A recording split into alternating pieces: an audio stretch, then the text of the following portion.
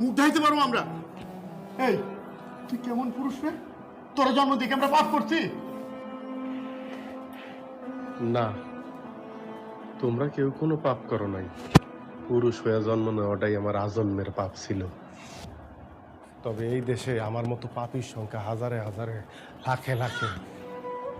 এরা সবাই মানব সন্তান হয়ে জন্মাইছে ঠিকই, কেউ পুরুষ হয়ে উঠতে পারে নাই। আর পুরুষ হয়ে না ওঠার যন্ত্রণা যে কত কঠিন, কত ভয়াবহ, প্রতিনিয়ত হারে হারে টের পাই।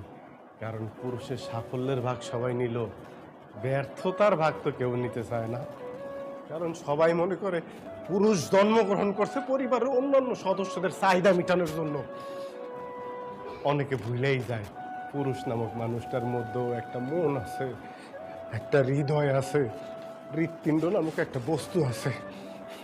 প্রিয়জনের কথার আঘাতে সেই হৃৎপিণ্ডটা না কাইপা ওঠে। ভুলা যাইবই না কেন কও? কারণ পুরুষ তো কখনো কারো প্রিয়জন হয়ে উঠতে পারে না। সব সময় পুরুষ প্রয়োজনই কাজে লাগে। জানো সোনিয়া, পুরুষ মানুষ সবসময় চোখ দিয়ে কান্না করে না, মুখ দিয়েও আত্মনাদ করে না। পুরুষের মন কান্দে, হৃদয় আত্মনাদ করে। পুরুষ আবার সেই আত্মনাদ বুকের মধ্যেই চাপ দিয়ে ধরে রাখে, যাতে প্রিয়জনরা না শুনতে পারে। যদি কষ্ট পায়, সদ্য ভূমিষ্ঠ একটা বাচ্চা যেমন স্বভাব যত কারণে কান্না করে উঠে, একটা পুরুষ মানুষও সামর্থ্য না থাকার পরও শুধুমাত্র প্রিয়জনের মুখে হাসি ফুটাইব দেখা স্বভাব যত কারণে বইলা ভাই, আরে এত চিন্তা করো কেন, আমি আছি না, একটা ব্যবস্থা হয়ে যাইব। কিন্তু এই ব্যবস্থা করতে যায় ওই পুরুষ মানুষের যে কত ধরনের অবস্থার মধ্যে দিয়ে যাইতে হয়, সেইটা কেবলমাত্র ওই পুরুষ মানুষটাই জানে। আমাগো সমাজে তো একটা কন্যা সন্তানের জায়গায় যদি একটা ছেলে সন্তান জন্মগ্রহণ করে, তাহলে পরিবারের মানুষ অনেক খুশি হয়। কারণ তারা জানে এই ছেলে সন্তান একদিন পুরুষ হয়ে উঠবো, তাকে সব চাহিদা পূরণ করব। ছেলে সন্তানটা জন্মগ্রহণ করলে ওই দিন থেকেই শুরু হয় চাওয়া পাওয়ার হিসাব। এই যে আমি আজকে চাকরিটা হারাইলাম, ঘুষ খাইলাম, বিশ্বাস করেন এই অন্যায়ের পথে আমি আমার জন্য হাঁটি নাই। এমন না যে আমি একটা নতুন শার্ট কিনবো, একটা নতুন প্যান্ট কিনবো, এক বেলা পেট বইরা ভালো মন্দ খামো, এই কারণে আমি ঘুষ নিতে চাই নাই।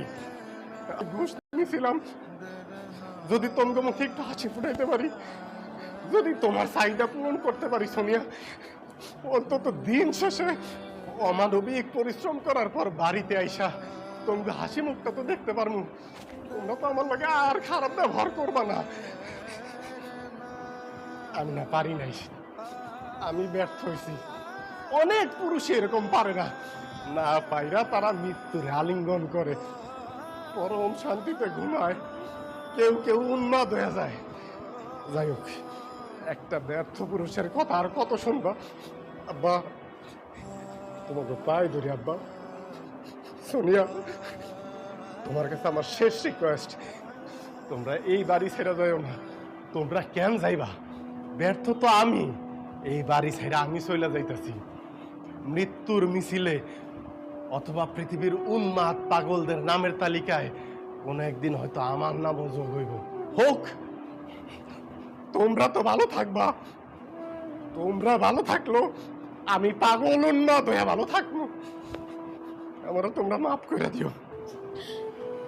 আল্লাহ ভয় লাগে, তুমি আর কোনো শব্দ বইলো না।